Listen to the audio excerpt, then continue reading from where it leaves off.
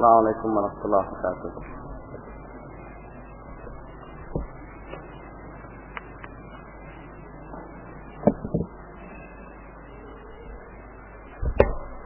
Bismillahirrahmanirrahim. Innal hamdalillah nahmaduhu wa nasta'inuhu wa nastaghfiruh wa na'udzu billahi min shururi anfusina wa sayyiati a'malina. May yahdihillahu fala mudhillalah wa may yudlil fala hadiyalah. Asyhadu an la ilaha illallah wahdahu la syarikalah wa asyhadu anna Muhammadan abduhu wa rasuluh.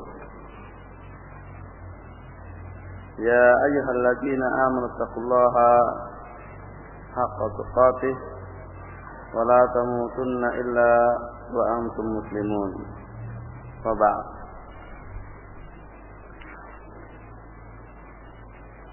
Ikhwah fiddin sallallahu alaikum, kita lanjutkan kajian kita hadis Arba'in An-Nawawiyah. Kita masuki hadis keempat.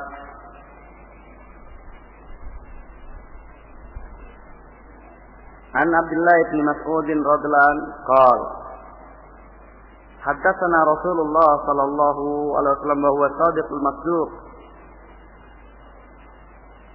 Dari Abdullah bin Mas'ud, semoga Allah meridhoinya, beliau berkata, telah menceritakan kepada kami Rasulullah sallallahu alaihi wasallam, dan dia adalah orang yang jujur lagi dibenarkan. Inna ahadakum yusma'u khalquhu fi batni ummihi arba'ina yawman nutfatan. Sungguh seorang di antara kalian itu dikumpulkan penciptaannya dalam perut ibunya 40 hari dalam bentuk air mani. Tsumma yakunu alaqatan misla dzalik. Kemudian dalam bentuk segumpal darah, demikian juga artinya 40 hari. Tsumma yakunu mudghatan misla dzalik. Kemudian dalam bentuk segumpal daging, demikian juga 40 hari. Tsumma yursalu ilaihi al-mat. Kemudian dikirim kepada janin tersebut yang sekarang sudah usia 120 hari seorang malaikat. Fayangfu fi ar-ruh. Kemudian malaikat meniupkan ke dalam janin tersebut ruh. Wa yu'maru bi arba'i kalimat. Demikian juga malaikat itu diperintah dengan membawa 4 kalimat. Bikadri rizkihi wa ajalihi wa amalihi wa saqiyun aw sa'idun. 4 kalimat, 4 ketetapan yang ditetapkan kepada janin tersebut, yaitu untuk menetapkan 1 rizkinya, 2 ajalnya, 3 amalnya, yang keempat nasibnya, yaitu dia celaka atau bahagia. Fawallahi alladzi la ilaha illa ghairuh. Fawallahi alladzi la ilaha ghairuh. Demi Allah yang tidak ada sembahan yang benar selainnya. Inna ahadakum la ya'malu bi amali ahlil jannah. Sungguh ada di antara kalian dia betul-betul beramal dengan amalan ahli surga. Hatta ma yakunu bainahu wa bainaha illa zira'. Sehingga antara dirinya dengan surga tinggal 1 hasta saja. Fayasiku alih alkitab, namun sudah terdahulu padanya alkitab, penulisan, ketetapan bahwasanya dia termasuk penghuni neraka, dia termasuk yang celaka. Faya'malu bi amali ahli nar, maka kemudian dia beramal dengan amalan ahli neraka. Fayadkhuluha, maka masuklah dia ke dalam neraka. Sebaliknya, wa inna ahadakum la ya'malu bi amali ahli nar. Sungguh ada di antara kalian yang beramal dengan amalan ahli neraka. Hatta ma yakunu bainahu wa bainaha illa zira'. sehingga antara dia dengan neraka tinggal satu hasta saja. Fayasbiqu al-kitab, namun sudah terdahulu padanya Alkitab, penulisan. Itu bahwasanya dia nasibnya bahagia. Dia termasuk sa'idun di surga. Fayamalu bi amali ahli jannah. Maka dia pun pada akhir kehidupannya itu beramal dengan amalan ahli surga, fayadkhuluha. Maka dia masuk dalam surga. Hadis riwayat Rawal Bukhari wa Muslim. Ikhwatiddin asallallahu wa yakum. Ini termasuk hadis yang penting yang merupakan asal dalam masalah takdir yang semestinya menjadi perhatian bagi kita semuanya dan wajib kita imani apa yang terkandung di dalamnya. Ibnu Mas'ud radhiyallahu anhu beliau menyebutkan di sini wa huwa shadiqul masduq, dan Rasulullah as-shadiq al-masduq. Beliau bawakan ini dulu karena yang mau diceritakan oleh Rasulullah sallallahu alaihi wasallam itu perkara yang ketika itu tidaklah orang akan mempercayainya kecuali ya harus mengimani dulu bahwasanya dia itu as-shadiqul masduq. Karena ini perkara yang gaib. Yang akan diceritakan perkara yang gaib. Dan Rasulullah bukan seorang dokter. Nah, yang mengetahui proses terjadinya janin berdasarkan penelitian. Dia itu jujur lagi dibenarkan. Artinya apa yang dikatakan itu adalah benar dan berdasarkan wahyu dari Allah Subhanahu wa taala. Jadi yang dia memberitakan sesuatu yang tidak menyelisih kenyataannya dan tidaklah yang dia katakan kecuali harus dibenarkan. Beliau menjelaskan di sini tentang fase yang dialami oleh janin. Begitu air mani masuk ke dalam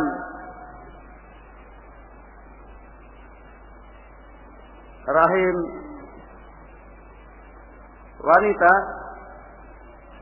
maka dia akan tetap berwujud mani selama 40 hari. Kemudian setelah 40 hari baru berubah menjadi segumpal darah. Dalam jangka waktu 40 hari juga baru kemudian berubah menjadi segumpal daging. Maka pada usia 120 hari itulah kemudian janin itu sudah berwujud gumpalan daging yang berwujud anak manusia yang masih amat sangat kecil.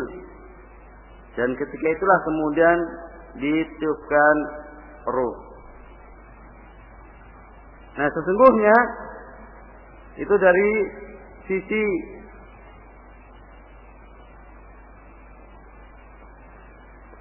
fase yang dialami oleh janin. Di sana ada fase lain ditinjau dari terbentuknya gambar manusia pada janin tersebut, yaitu dimulai dengan taswir, di mana Allah Ta'ala menggambar atau menggaris-garis sketsa tentang manusia tersebut. Jadi belum berwujud tangan sendiri, bahwa kepala sendiri, tapi masih dalam bentuk gumpalan darah atau gumpalan daging. Itu setelah usia, berarti setelah masuk gumpalan darah. Nah, begitu masuk usia gumpalan darah, maka ini mulai ada garis-garis yang akan atau sebagai gambaran bentuk manusianya tersebut. Ini dinamakan taswir. Kemudian setelah itu al-khalq, penciptaan.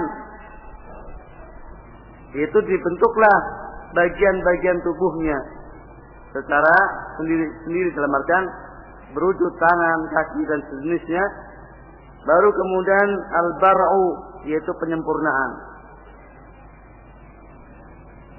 Dan itulah Allah Ta'ala, Dia menggambar, mencipta dan menyempurnakan.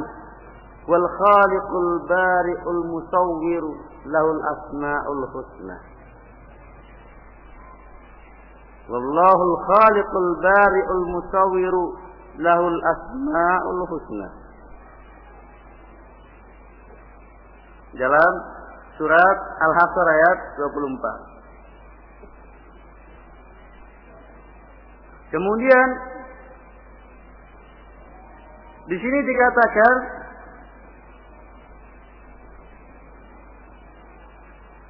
setelah itu maka diutus malaikat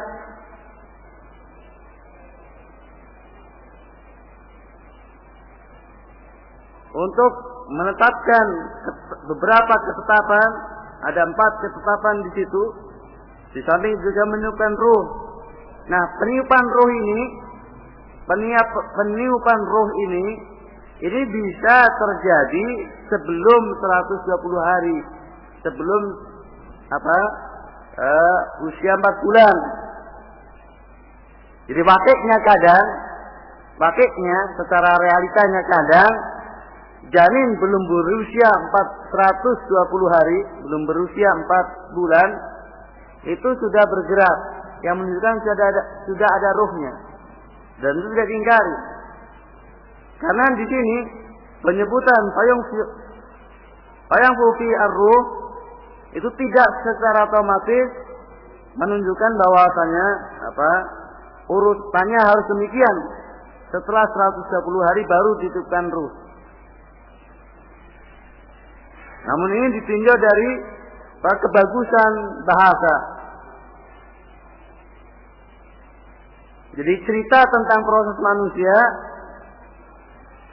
dari alaqah, kemudian mudghah, kemudian dari nutfah, kemudian alaqah, kemudian mudghah, air mani, segumpal darah, kemudian segumpal daging. Maka kalau kemudian diputus diselami dengan dengan peniupan ruh, itu kurang tepat.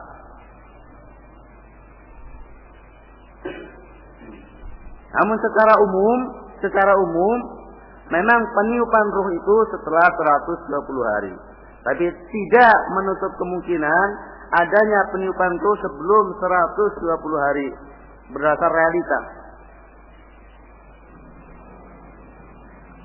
Demikian juga tentang penulisan 4 hal tadi, tentang rezekinya, tentang ajalnya, tentang amalnya, tentang bahagia atau celakanya, ini juga karena ada di sana riwayat-riwayat yang lainnya yang menunjukkan penulisan sebelum waktu itu, sebelum genap 120 hari.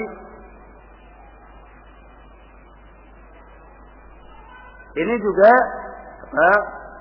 karena kebagusan penceritaan dalam menyampaikan berita. Jadi ada takdim wa takhir yang semestinya disebutkan di tengah-tengah, tapi ditakhir demi supaya ceritanya itu tidak terputus.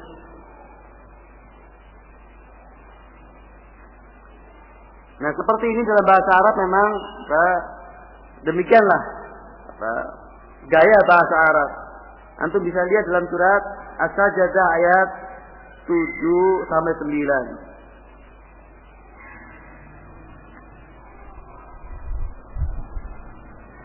Wa bada khalqal insani min tin, thumma ja'ala nasla min suratin min ma'in mahin, thumma sawwahu wa nafa'a fihi min ruhi. Allah memulai penciptaan manusia itu dari tanah. Kemudian keturunannya itu dari sulalah, dari air hina yang dari air yang hina. Kemudian disempurnakanlah dan diselupkannya ruh padanya. Jelas peniupan penyempurnaan dan peniupan ruh itu sebelum apa? Sebelum penciptaan keturunannya. Jadi penciptaan manusia ya awal waktunya dari tanah dan tentunya kemudian disempurnakan penciptaannya dan ditiupkan padanya ruh. Namun untuk apa? Membaguskan penceritaan maka ditunda untuk tumasallahu wa nafati min ruhi.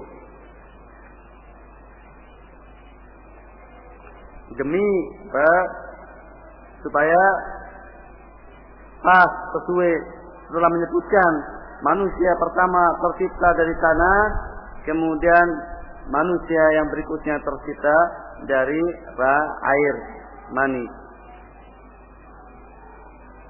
Dan memang demikianlah sebagaimana saya sampaikan dalam belajar Lumatul I'tiqad bahwa pemahaman dinul Islam ini ya terkait erat, tidak bisa dipisahkan dengan pemahaman terhadap bahasa Arab. Maka ikhlas fillah wahyakum, bagaimanapun mau diterjemahkan, kalau istilah-istilah itu merupakan gaya bahasa Arab, dia tidak akan mengena. Tetap tidak akan bisa mengena secara rasa sehingga dia mengenal bahasa Arab. Mau menerjemahkan mutlak dan muqayyad, mau diterjemahkan bagaimanapun juga, mungkin dia tetap enggak enak didengar sehingga kemudian dia mengetahui bahasa Arab tentang istilah mutlak dan muqayyad. Sangat beda sekali dirasakan orang yang mengetahui dia dalam tata bahasa Arab ini mutlak, ini muqayyad, atau ini am, ini khas, dengan dia dijelaskan tentang itu berdasarkan terjemahan. Kemudian penting juga disampaikan di sini tentang hubungan ruh dengan jasad. Itu untuk diketahui bahwasanya ruh dengan jasad ada 4 keadaan dan waktu di antara di mana keduanya berkaitan, berhubungan. Tatkala di rahim, ini hubungan keduanya sangat lemah. Hubungan ruh dengan jasad sangat lemah. Jadi kehidupan ketika itu lebih didominasi oleh jasad dibandingkan oleh ruhnya. Kemudian tatkala di alam dunia, ini kehidupan jasad jauh lebih kuat dibandingkan tatkala di rahim. Dan hubungan antara jasad dengan ruh juga lebih kuat dibandingkan tatkala masih di rahim.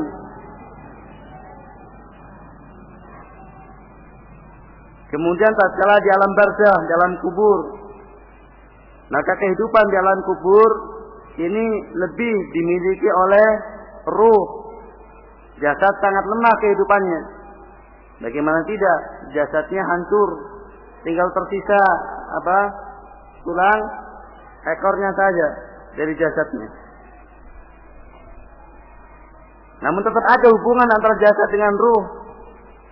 Karena tatkala disiksa atau mendapatkan nikmat dirasakan oleh dua-duanya, jasad dan ruh.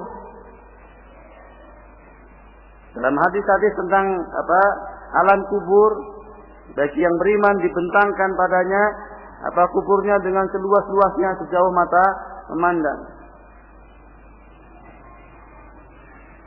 Untuk supaya jasadnya tidak merasa kesempitan. Dan demikian juga ruhnya lega. Dan sampai kepadanya bau surga yang penuh dengan kenikmatan. Sebaliknya orang-orang kafir atau orang-orang yang durhaka, maka dihimpit oleh tanah dengan himpitan sehingga retak tulang belulangnya. Kesakitan, jasadnya merasakan kesakitan dan ruhnya juga merasa sempit. Kemudian merasakan bau busuk yang sangat luar biasa dan panas karena dibukakan pintu neraka dan panasnya sampai kepada dirasakan oleh jasadnya dalam kubur. Jadi tetap hubungan antar ruh dengan jasad berjalan juga di kubur, walaupun kehidupan ruh lebih dominan dibandingkan jasad. Kemudian yang terakhir tatkala di alam akhirat, yaitu kebangkitan dari kubur. Maka disinilah hubungan antara keduanya betul-betul sempurna. Jasadnya betul-betul kuat dan hidup dengan sempurna. Demikian juga ruhnya. Maka bisa dibayangkan, terik matahari yang didekatkan hanya jarak 2 mil saja, mampu jasad untuk bertahan. Padahal posisi sekarang, seandainya didekatkan menurut ilmu orang yang tahu, itu didekatkan dari jarak yang sekarang semestinya, itu sudah binasa. Bumi ini kepanasan, hancur. Tapi ketika itu matahari didekatkan hanya beberapa mil saja, namun kuat. Demikian juga tatkala orang dimasukkan ke dalam neraka, jasadnya demikian kuatnya, abadi dan tidak hilang sama sekali. Dirasakan kesakitannya oleh jasad dan ruhnya, namun tidak hancur dan tidak binasa. Sebaliknya yang di surga, nikmat abadi, tidak pernah kesakitan, tidak pernah letih dan lemah, penuh dengan kenikmatan. Dan demikianlah hubungan antara jasad dan ruh. Di surga ruhnya juga luar biasa mendapatkan kenikmatan, demikian juga jasadnya makan dan minum dengan penuh lezatnya dan tanpa ada pernah sakit dan lelah. Maka ikhwatiddin nasallallahu wa iyyakum, carilah di dunia ini untuk jasad dan ruh kita. Jasad sekadar yang dibutuhkan oleh jasad kita demi kehidupan ruh yang abadi di akhirat kelak dalam keadaan senikmat-nikmatnya. Kalau kita mencukupkan diri untuk memenuhi jasad kita di dunia dengan yang halal saja, dan kemudian bersemangat untuk memenuhi kebutuhan ruh, maka di dunia walaupun jasadnya bisa saja dia porak-poranda, artinya penuh sakit sana sini, tapi karena ruhnya tercukupi kebutuhannya, dia tidak merasa menderita. Dan kelak jasad dan ruhnya akan mendapatkan kenikmatan yang tiada tara tatkala di akhirat. Yakinlah, jadi sejelek apapun jasad ini, sesakit apapun jasad ini, kalau ruhnya tidak sakit, ruhnya sehat, itu tidak akan pernah merasakan penderitaan yang diderita oleh jasad. Ya kalau bisa dibayangkan kehidupan penjara itu bagaimana secara jasad.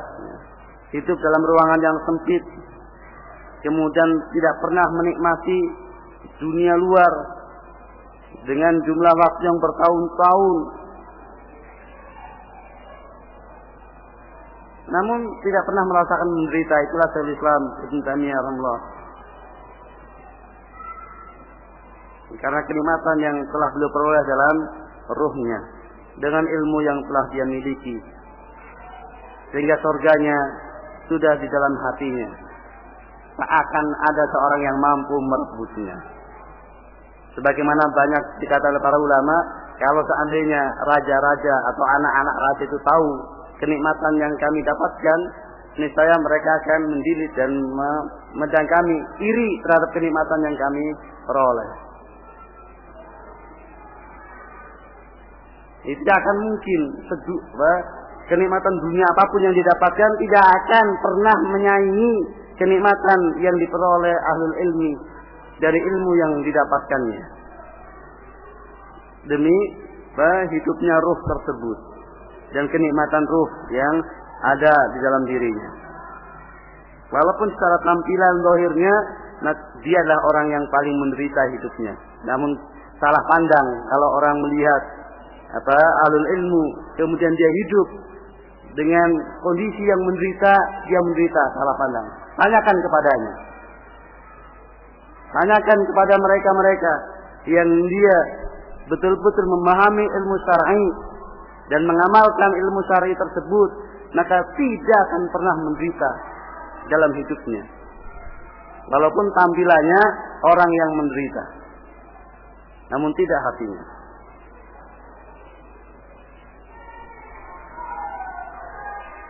Dan betapa sering kita dapatkan keluhan penderitaan dari mereka-mereka yang bergelimang dengan apa yang ada dari kenikmatan dunia, namun hidupnya menderita.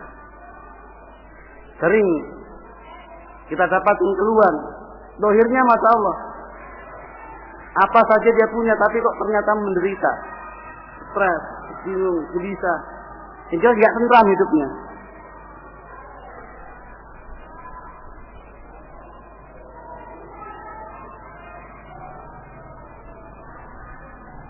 Pernah seorang teman datang bercerita, dia merindukan dengan kehidupan dulu, tatkala dia belajar mensorok, ada fa'alu. Sekarang dia lagi sibuk mengambil spesialis. Dia kedokteran mengambil spesialis. Gimana? Saya ingin sekali. Saya bingung kondisinya. Artinya, ya, gimana saya ini? Mau lepas kayaknya.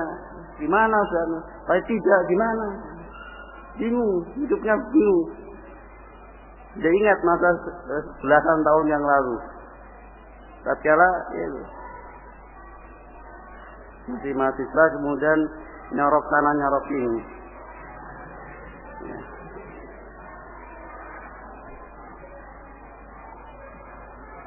Tatkala bareng sama saya daurah di Gresik sekitar 15 tahun yang lalu.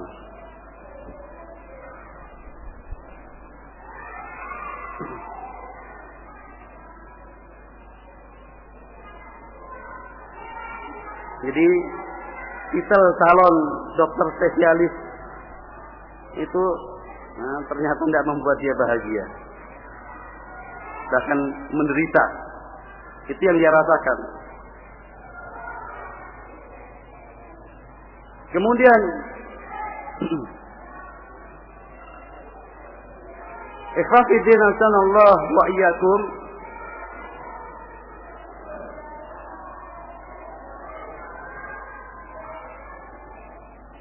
di dalam hadis ini terdapat sebuah penulisan takdir. Dan penulisan takdir di sini merupakan satu dari bentuk penulisan takdir. Karena penulisan takdir itu ada 4 macam. Yang pertama adalah takdir sabit atau takdir azali.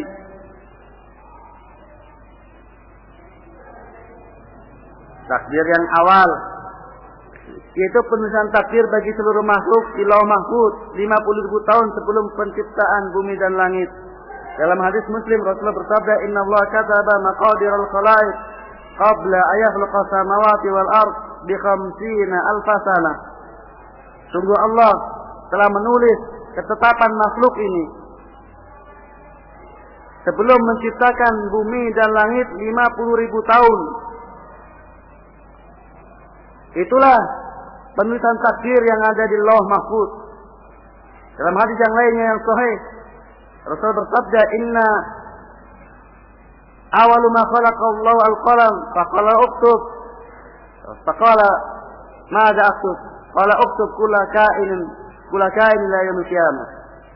Pertama kali Allah menciptakan pena, Allah berfirman kepadanya, "Tulis."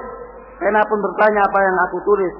Maka Allah menjawab, "Tulis semua yang akan terjadi sampai hari kiamat."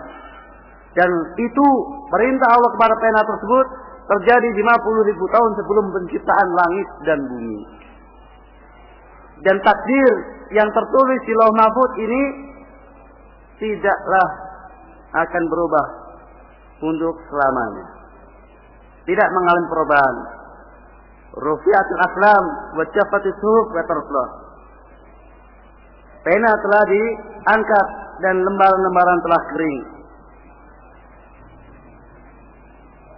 Kemudian penulisan takdir yang kedua yaitu takdir umri. yaitu penulisan takdir bagi janin ketika berusia 4 bulan, yaitu dalam hadis ini. Ini diistilahkan oleh para ulama dengan takdir umri, karena terkait dengan umur manusia ditentukan di situ.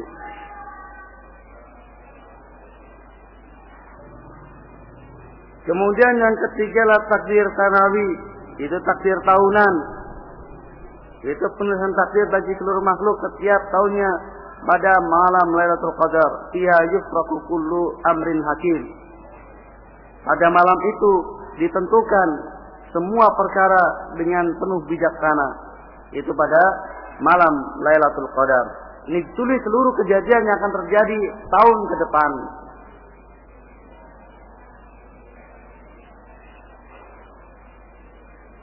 Kemudian yang keempat adalah takdir yaumi, yaitu penulisan takdir yaitu penulisan terhadap setiap kejadian setiap harinya. Ma yalfidu min qawlin illa ladaihi raqibun atid. Tidak ada satu perkataan pun kecuali ditulis oleh raqibun atid. Semuanya tertulis, termasuk rengekan, termasuk rincian seseorang tatkala sakit. Maka para salaf sangat berhati-hati tatkala berbicara, bahkan sekedar merintis pun, karena itu akan membuat catatan hitam pada bukunya, buku hariannya. Nah, ikhwatiddin Allah yakum, ada sikap yang lahir dari berita tentang penulisan ini.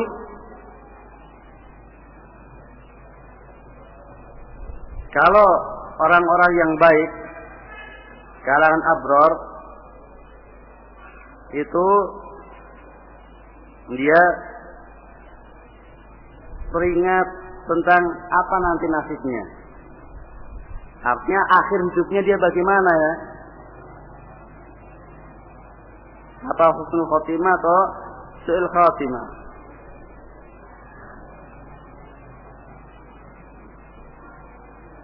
Tetapi berbeda dengan bagi sahabitin. Dia lebih teringat tentang apa yang sudah ditakdirkan kepada saya. Sa'idun atau sa'iyun. Jadi dia teringat terhadap penulisan ini. Hatinya ta'aluknya dengan nasib yang sudah ditentukan dahulu. Kalau abrar, orang-orang yang baik itu tentang apa yang akan dialami nanti. Dua-duanya baik. Dan dua-duanya, dua sikap tersebut melahirkan semangat untuk beramal. Keliru kalau kemudian teringat terhadap takdir kemudian malas beramal. Tidak. Oleh karena itu, tatkala para sahabat Nabi SAW bertanya kepada Rasulullah, ya Rasulullah, fima amal? Kalau demikian, maka di mana kedudukan amal? Atau untuk apa amal? Maka Rasulullah kemudian bersabda, malu, beramalah. Kullun muyassarun lima khuliqalah. Karena setiap kalian akan dimudahkan terhadap apa yang kalian diciptakan untuknya. Maka kalau kemudian kita khawatir bahwasanya takdir kita jelek, maka rajin-rajinlah beramal. Mintalah kepada Allah Ta'ala untuk kemudian merubah takdir jelek tersebut yang sudah tertulis di tangan-tangan malaikat tersebut. Dan penulisan takdir yang di lauh mahfuz itu bisa berubah.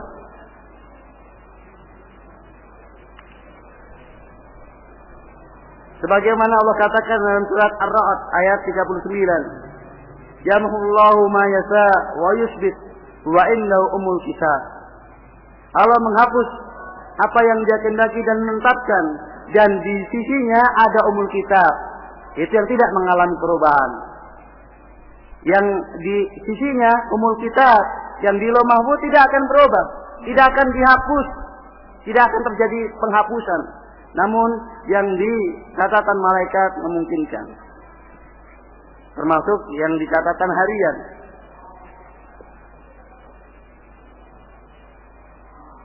Maka kalau amalan dosa kemudian bertobat dihapus sehingga tidak ada dosanya.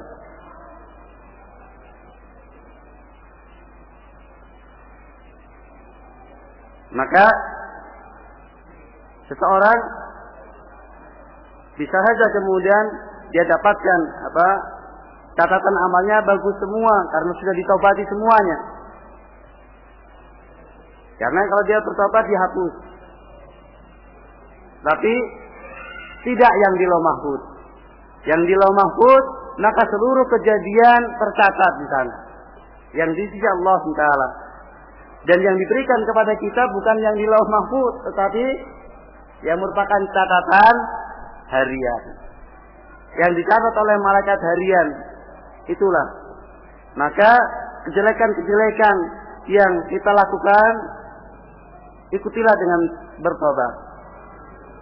Innal hasanat yudhibna as-sayyi'at.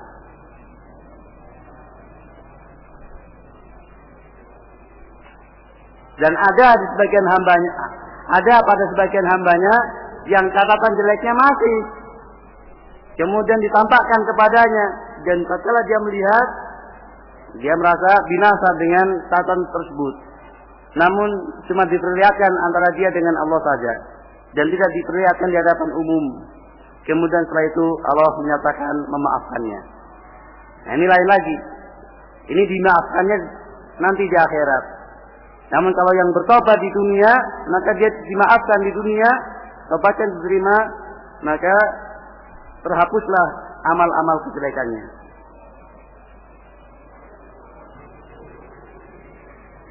Oleh karena itu, Umar bin Khattab pernah berdoa, Allahumma in kunta katabtani saqiyan faktubni sa'idan. Ya Allah, jika engkau telah menulis untukku sebagai orang yang saqi, yang celaka, maka robah dan tulislah bagiku yang bahagia.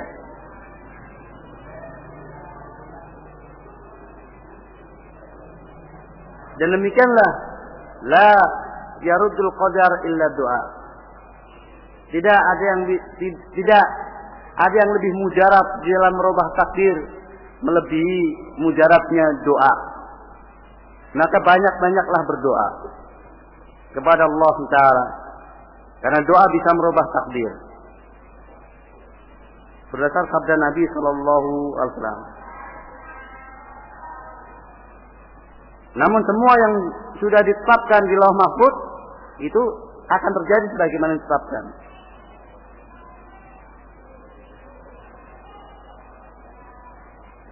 Termasuk orang itu dia semestinya menjadi orang yang celaka seandainya tidak berdoa, tapi karena dia berdoa kemudian dia menjadi orang yang tidak celaka karena doanya, maka berarti ini terjadi perubahan baginya. Namun perubahan itu pun sudah tercatat di lauh mahfuz.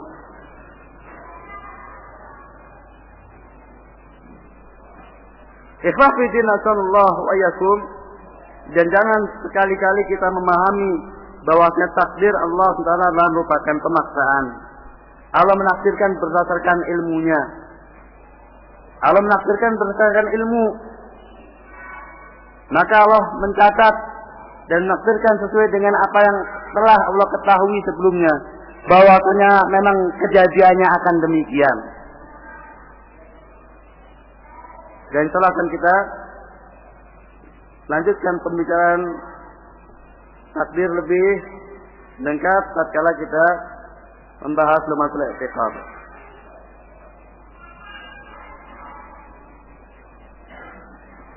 Maka keimanan yang kepada takdir yang benar itu akan membuahkan hasil yang baik pula, yaitu rasa takut yang mendalam akan nasib akhir hidupnya. dan menumbuhkan semangat yang tinggi untuk beramal dan istiqamah dalam ketaatan demi mengharap husnul khatimah. Dia khawatir kalau kemudian su'il khatimah, maka terus menerus, dan kalau kemudian dia berdosa, maka betapa takutnya akan akibat dosa tersebut. Ikhwafidina sallallahu wa iyyakum, hendaklah masing-masing kita menyadari bahwasanya dosa kita betul-betul dosa. Artinya kemaksiatan yang kita lakukan tentunya bukanlah amal soleh. Bil ittifaq. Jadi yang namanya dosa ya mesti dosa, bukan amal soleh. Sementara amal soleh, amal kebajikan dari tobat, sholat dan lain sebagainya, tak ada seorang pun di antara kita yang mengetahuinya bahwasanya itu tercatat sebagai amal soleh. Maka semestinya tidaklah tampak pada seseorang terhadap dirinya kecuali kejelekan. Karena dia tidak tahu. Kalau kejelekan jelas dia tahu. Tapi kalau kebaikan dia tidak tahu apakah dicatat sebagai amal kebaikan. Karena syarat diterimanya amal tidak mudah, khususnya ikhlas. Dan kita tidak mengetahui apakah kita ikhlas atau tidak secara meyakinkan. Oleh karena itu ada seorang salaf yang mengatakan, "Law alimtu anna Allah taqabbala minni sajdatan wahidatan la tamantu al-maut al-an." Atau kama qala. Seandainya aku mengetahui bahwasanya Allah menerima dariku amal soleh satu sujud saja, niscaya aku berangan-angan mati sekarang juga. Karena penerimaan amal soleh diterima itu menunjukkan ketakwaan. Wa ma yataqabbalu illa minal muttaqin. Jadi Allah tidak menerima kecuali dari orang yang bertakwa. Tapi seorang pun di antara kita tidak yang mengetahui. Oleh karena itu wajar kalau kemudian Umar bin Khattab, Abu Bakar Siddiq, Utsman bin Affan, Ali bin Abi Thalib yang periwayatkan dari mereka prinsip hidupnya boleh dikatakan sama persis. Di mana kalau kemudian diberikan pilihan di akhirat kelak kepada mereka, apakah milih dihisab, dihitung amalnya, nanti kalau ternyata baiknya lebih banyak, maka masuk surga. Tapi kalau ternyata baik jeleknya lebih banyak, masuk neraka. Atau milih tidak dihisab, tapi ya tidak masuk surga, tidak masuk neraka, kembali jadi tanah. Ini mana? Mereka sepakat untuk milih tidak dihisab.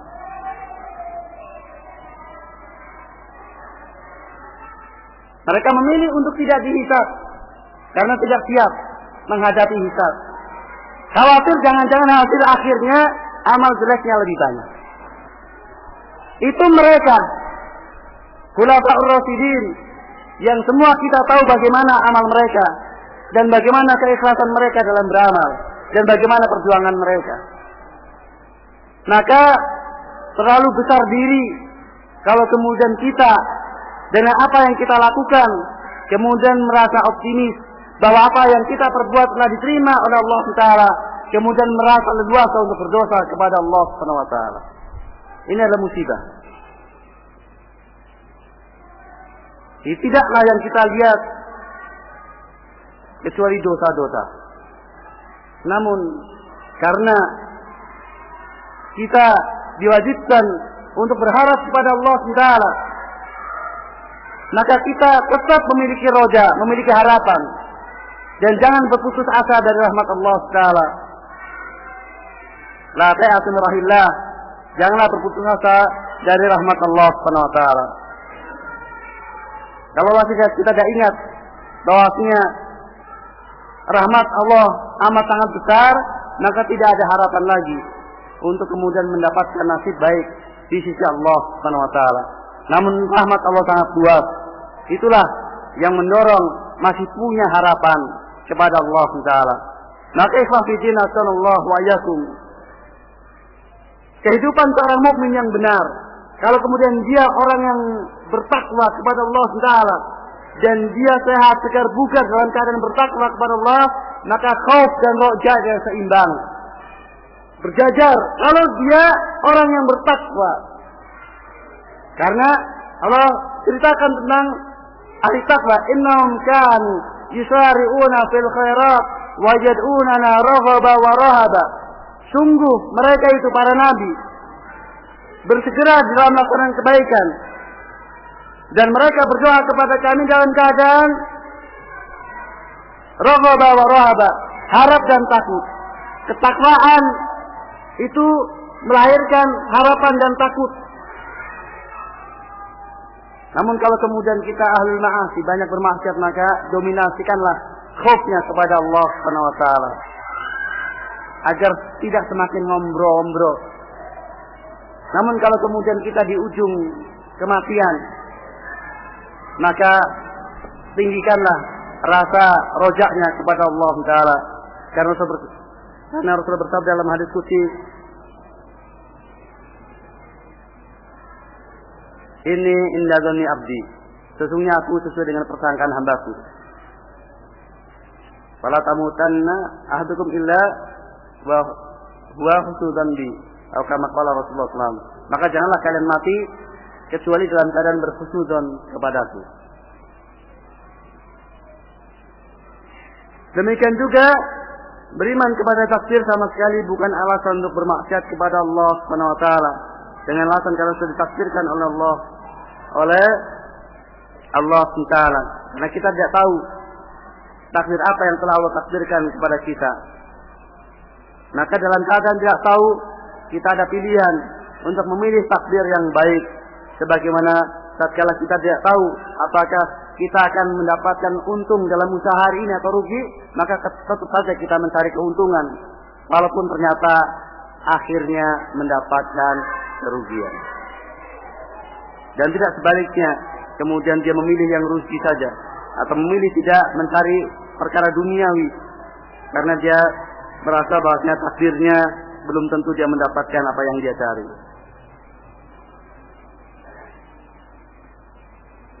Kemudian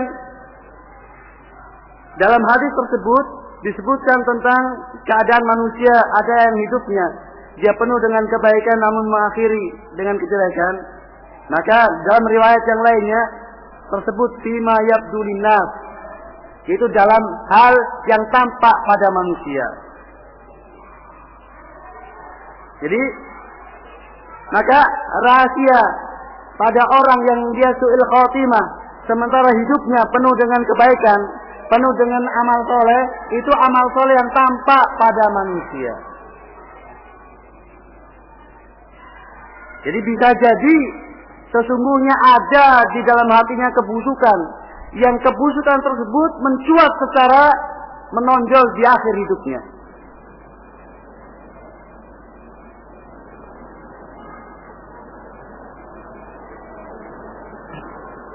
Dan itu adalah betul-betul keadilan dari Allah SWT. Tidak akan mungkin kalau kemudian hamba betul-betul ikhlas, bersih, yang dicari hanya wajah Allah Ta'ala dan tidak mencari yang lainnya, dan karena itu dia mengisi hidupnya, kemudian Allah menelantarkannya dan justru menjerumuskannya. Karena rahmat Allah mendahului dan memenangkan rahmatnya.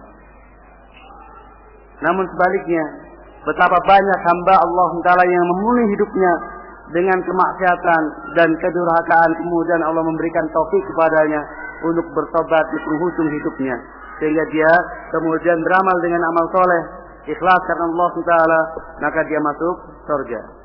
Karunia, anugerah dan murni kenikmatan dari Allah Subhanahu wa taala. Dzalika fadlullah yu'tihi ma yasha. Dan demikianlah karunia Allah yang dia berikan kepada siapa yang dia kehendaki. Maka ikhwafidin atanallahu yakum, jangan bersuudzon kepada Allah Ta'ala. Saya malas beramal soleh, nanti jangan-jangan Allah menakdirkan saya toh su'il khatimah. Lah, itu adalah suudzon kepada Allah Ta'ala. Bagaimana tidak? Rahmat Allah mendahului murkanya. Rasulullah menggambarkan betapa kasih sayang Allah Ta'ala kepada kita semuanya dengan gambaran yang konkret untuk memudahkan pemahaman, yaitu digambarkan tatkala dalam sebuah peperangan, setelah selesai perang, ada seorang ibu yang sibuk mencari anaknya yang terlepas darinya, yang masih bayi. Kemudian didapatkan anaknya dalam kumpulan dari tahanan anak, dalam artian ya, kumpulan anak-anak yang sudah di hadapan kaum muslimin. Maka kemudian dia lihat anaknya, kemudian dia ambil dan dia dekatkan, dia susui. Tatkala kemudian melihat keadaan seperti itu, Rasulullah SAW bersabda, "Anna Allah arhamu bi ibadi min hadhihi bi waladiha." Allah Taala lebih berkasih sayang kepada hambanya melebihi dari ibu tersebut kepada anaknya. Apakah kalian akan menyangka bahwa si ibu tersebut melemparkannya ke dalam api? Tentu tidak seorang pun akan menduga. Tidak ada dalam benak seorang pun melihat ibu yang demikian sayangnya kepada anaknya akan melemparkan ke dalam api. Demikianlah Allah kepada para hambanya. Maka tidak ada hamba Allah Ta'ala yang kemudian akhirnya dia terjerumus ke dalam api neraka kecuali karena memang betul-betul luar biasa kejahatan hamba tersebut di dalam membangkang kepada Allah Subhanahu wa taala. Maka ikhlas fillah Allah yakum, roja tetap berharap dan tetap kita harapkan kepada Allah Subhanahu wa taala. Rahmatnya tetap kita harapkan. Namun ciri orang yang betul-betul mengharapkan rahmat Allah adalah dia mengisi hidupnya dengan penuh ketaatan. Itu ciri yang benar. Maka tatkala Aisyah radhiyallahu an menanyakan tentang ayat wa qulubuhum wajillah, dan hati mereka merasa takut. Maka kemudian tanyakan, apakah mereka yang berzina, yang mencuri? Bahkan jawab bukan. Bahkan mereka yang senantiasa puasa, senantiasa bersolat dan yang sebagainya amal soleh, namun mereka khawatir amal tersebut tidak diterima.